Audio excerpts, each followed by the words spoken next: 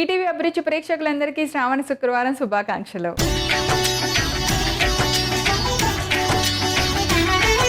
శ్రావణ మాసం శ్రావ్యమైన మాసం, మగవులకు ఇష్టమైన మాసం, మధురమైన మాసం.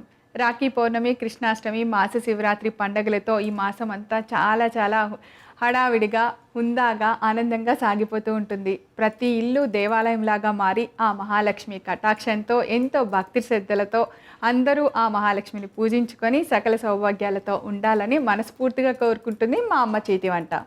సో ఈరోజు అమ్మ చేతి వంటలో శ్రావణ శుక్రవారం స్పెషల్ సందర్భంగా మీ అందరికీ నచ్చేలాగా, అమ్మవారికి నచ్చేలాగా ఒక ప్రసాదాన్ని చేయటానికి మేము సిద్ధంగా ఉన్నాం. అదేంటో చూద్దాం.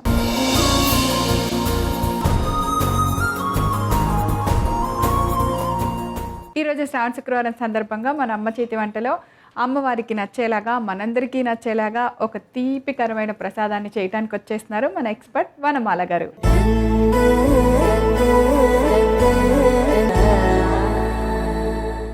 హాయ్ వనమాల గారు. హాయ్ ప్రవీణ గారు. ముందుగా మీకు శ్రావణ శుక్రవారం శుభాకాంక్షలు. మీకు కూడా ప్రవీణ గారు.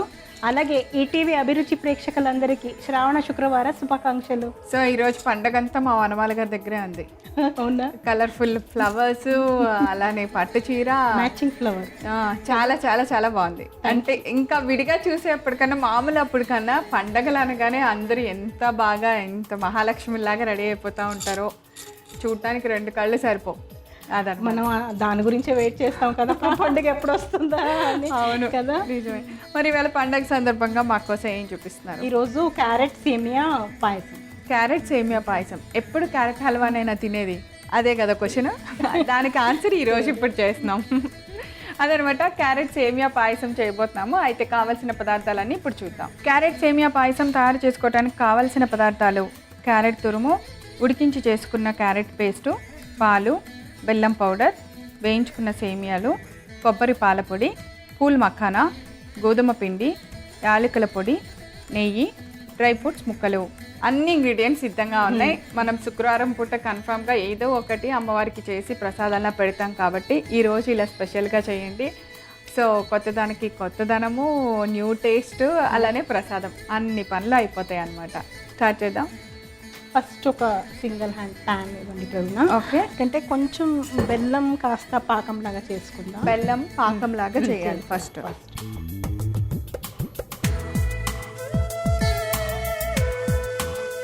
వేడెక్కకపోయినా వేసేయచ్చు ఇప్పుడే. బెల్లం పొడి ఏంటంటే మనకి బెల్లంలో కొంచెం ఏదైనా డస్ట్ ఏదైనా ఉంటే మనం ఫిల్టర్ చేసుకోవచ్చు కదా, అందు గురించి కాస్త నీళ్ళల్లో కరిగించుకోవాలి. ఈ ఆర్గానిక్ బెల్లంలో కొంచెం తక్కువ ఉంటుంది, అంటే మనం ముద్ద బెల్లం తీసుకుంటాం కదా, దాంట్లో కాస్త ఎక్కువ డస్ట్ ఎక్కువ ఉంటుంది. సో ఏదైనా సేఫ్టీకి మనకి కాస్త ఫిల్టర్ చేసుకోవడం మంచిది. జస్ట్ కరిగితే చాలన్నమాట, పక్కన పెట్టేసుకోవచ్చు. సో వేడి ఎక్కే కొద్దీ ఎలాంటిదైనా కరిగిపోద్ది అనమాట మెత్తగా. సో ఇక్కడ ఏంటంటే క్యారెట్తో చేస్తున్నాం కాబట్టి క్యారెట్ కొంచెం తురుముకున్నాను, అలాగే క్యారెట్ కొంచెం ఉడికించుకున్నాను కదా, ఉడికించి పేస్ట్ కూడా చేశాను.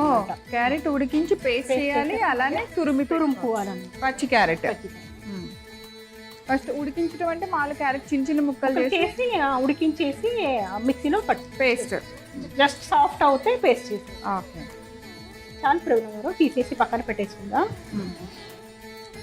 ఇది మనం నెక్స్ట్ ప్రాసెస్ చేసే వరకు కూల్ అవుతుంది, అప్పుడు ఫిల్టర్ చేసి. సో ఇంకో ప్యాన్ పెట్టినా పెట్టు. ఓకే, సో ఇప్పుడు నెయ్యి.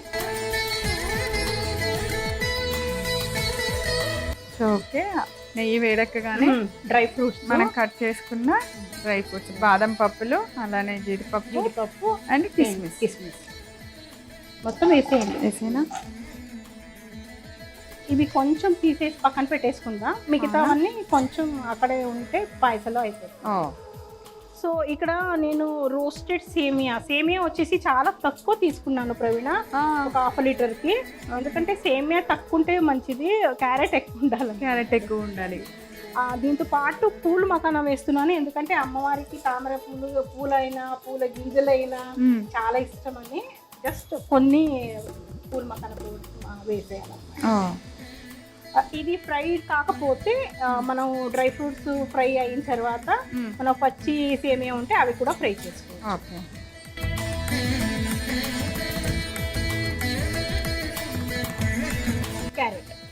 పచ్చి క్యారెట్ ఇప్పుడు వేయాలి. ఎందుకంటే మనకి నెక్స్ట్ పేస్ట్ ఏమో ఆల్రెడీ ఉడికి పేస్ట్ కదా, లాస్ట్లో వేసుకున్నా సరిపోతుంది. క్యారెట్ తురిమేటప్పుడు ఇలా సేమియా షేప్లోనే పెద్ద పెద్దగా తురిమాం. పూల్ మసాలా ఇవి ఇలా ఉన్నాయి, కానీ కొన్నేమో ఉడికించిన తర్వాత మెత్తగా. ఇవి మనకి పాప్కార్న్ లాగా కొన్ని అలా మిగిలిపోతాయి అనమాట. అంటే పాప్కార్న్ తామర పూల గింజలే కదా, కొన్ని పాప్ అవుతాయి, కొన్ని అవ్వకుండా అలా ఉండిపోతాయి. ఇప్పుడే సేమియా కూడా వేస్తాం. ఆల్రెడీ రోస్టెడ్ సేమియానే, కానీ సేమియా చూసారా చాలా తక్కువ తీసుకున్నారు. చూసారా ఇప్పటికే అన్ని మగ్గిపోయినాయి. అవును. ఇప్పుడు పాలు.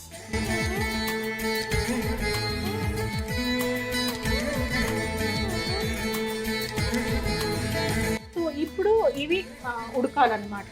క్యారెట్, మళ్ళీ పూల్ మసాలా, అలాగే సేమియా అలా ఒక 5 minutes ఉడికిపోతుంది. ఉడికిన తర్వాత మనం ఈ పేస్ట్, మళ్ళీ ఈ బెల్లం, మనం కరిగించుకున్న బెల్లం అవన్నీ మిక్స్ చేసేయాలి. సో ఇందులో మెయిన్ ఏంటంటే క్యారెట్ అలానే పూల్ మకాని మనం కొంచెం ఎక్కువ తీసుకున్నాము, సేమియా కొంచెం తక్కువగా తీసుకున్నాం. ప్రాసెస్ అది డిఫరెంట్గా ఉంది చేసే ప్రాసెస్ అంతా.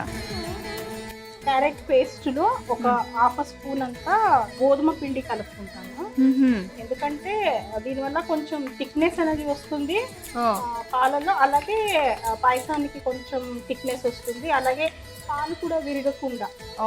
పాలు విరగవు గోధుమ పిండి కలిపితే. ఇది ఒక కొత్త చిట్కా అన్నమాట.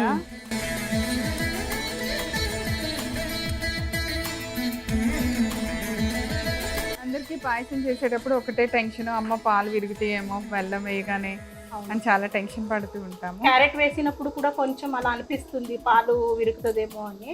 సో అప్పుడు కూడా మనం ఈ చిట్కా అప్లై చేయొచ్చు. సో దీంట్లో ఇప్పుడు కొబ్బరి పాల పొడి, అంటే కోకోనట్ మిల్క్ పౌడర్, పాకంలాగా ఉంది కదా, ఆపేయచ్చు స్టవ్. ఆపేయండి. కొంచెం ఇలాచీ పౌడర్, ఇప్పుడు బెల్లము వడకట్టు.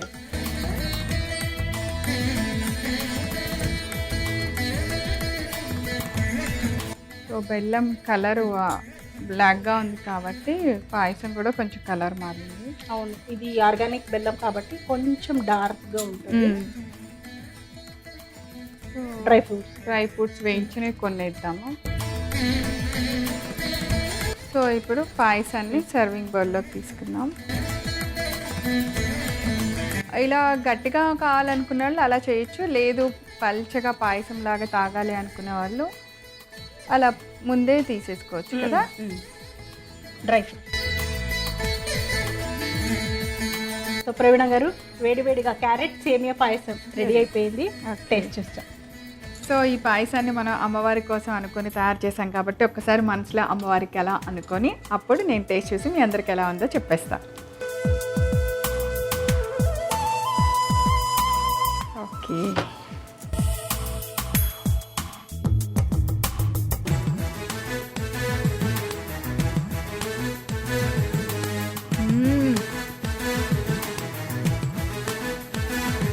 సూపర్గా ఉంది అసలు.